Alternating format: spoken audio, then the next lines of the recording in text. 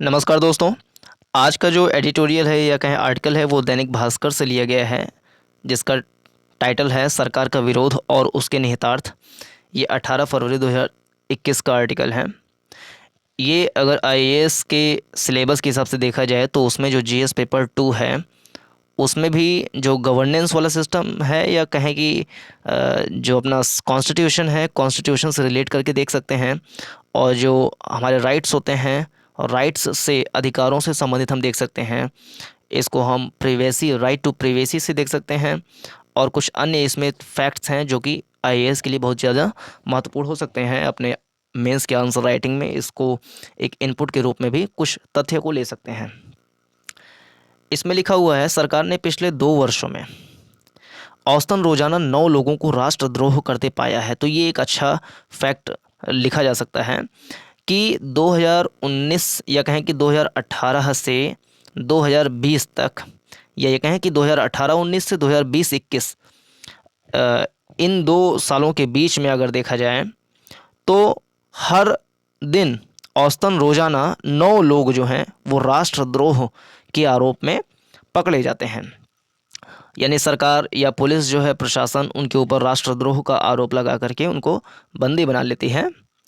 लेकिन इसमें एक और इम्पोर्टेंट फैक्ट है कि कोर्ट में उनमें से प्रत्येक 100 में से केवल 2 पर ही आरोप तय हो पाया है। यानी कि 9 लोग पकड़े जाते हैं तो उसमें से 2% लोग ऐसे होते हैं, यानी कि 100 में से 2% लोग ऐसे होते हैं जो कि राष्ट्रद्रोह का आरोप उनके ऊपर सिद्ध होता है। बाकी 98% लोग ऐसे होते हैं जिनको पकड़ करके खाली रख दिया जाता है। और देशद्रोह किस धारा में है, तो आईपीसी जो इंडियन पीनल कोड है उसकी धारा 124 ए में इसके देशद्रोह की जो है परिभाषा बताई गई है कि देशद्रोह क्या होता है और इसके लिए किस प्रकार की दंडिक कार्रवाई होंगी, जैसे कि 1 साल से लेकर के एक जीवन पर्यंत तक का जेल का सजा हो सकता है। उसमें कुछ दंडिक कार्रवाई भी हो सकती है।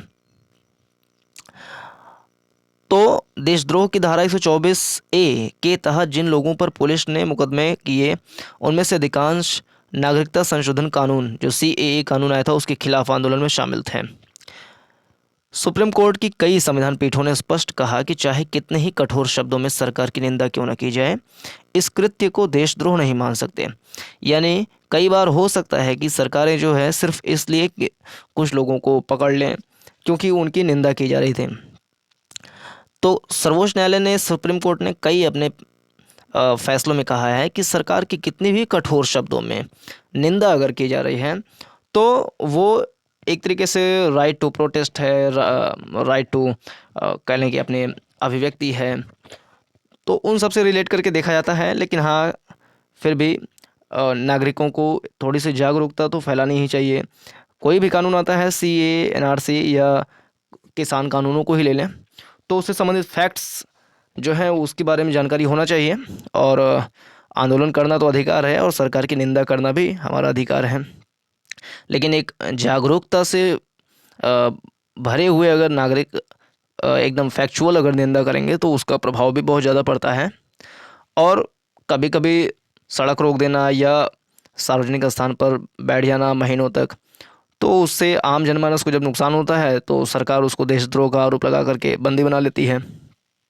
तो खैर ये सब चलता है, लेकिन जो कोर्ट्स हैं उसने पाया कि 2% लोग जो हैं वो देशद्रोह के आरोप में पाए जाते हैं, मतलब उनको देशद्रोह का आरोप सिद्ध हो जाता है।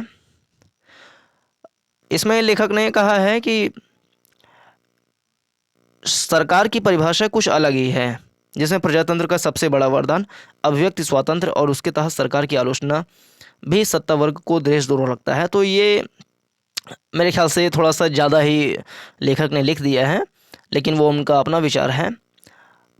सरकार किसी के अभिव्यक्ति स्वातंत्र्य को नहीं बाधित करती है। जैसे अभी वर्तमान में देखें तो एक दिशा रवि शायद कोई लेडी हैं जिनकी उम्र 18-19-20 साल की है।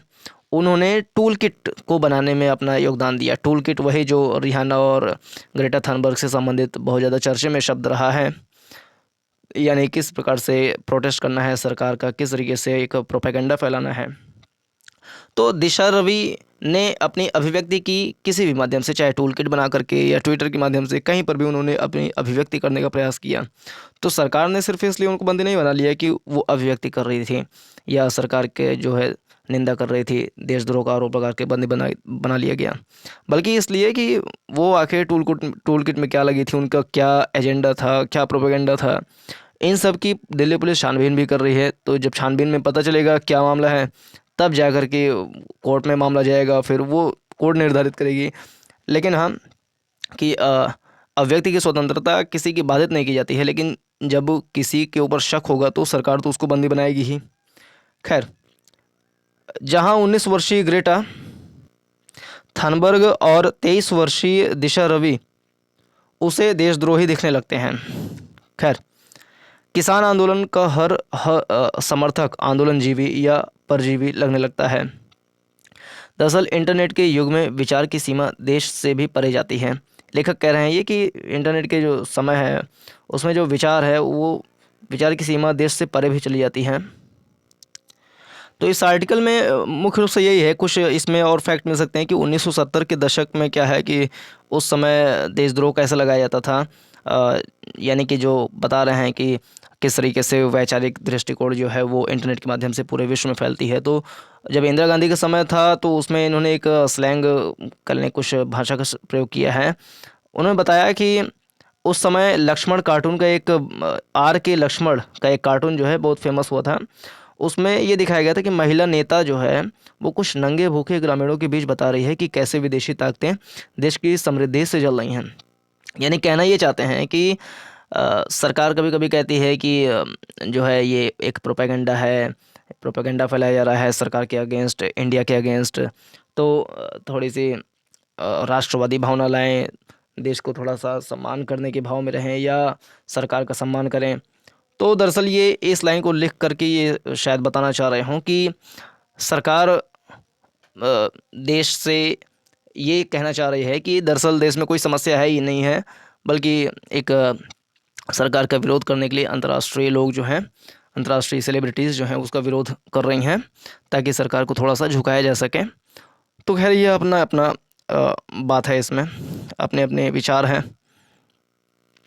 तो इसमें मुख्य रूप से यही चीज़ था। ये IAS में सिर्फ 1-2 फैक्ट हो सकते हैं कि पहला नंबर की धारा 124A में देशद्रोह का आरोप की परिभाषा जो है इसमें बताई गई है, देशद्रोह क्या होता है और उसके लिए क्या दंडिक कार्रवाई होंगी।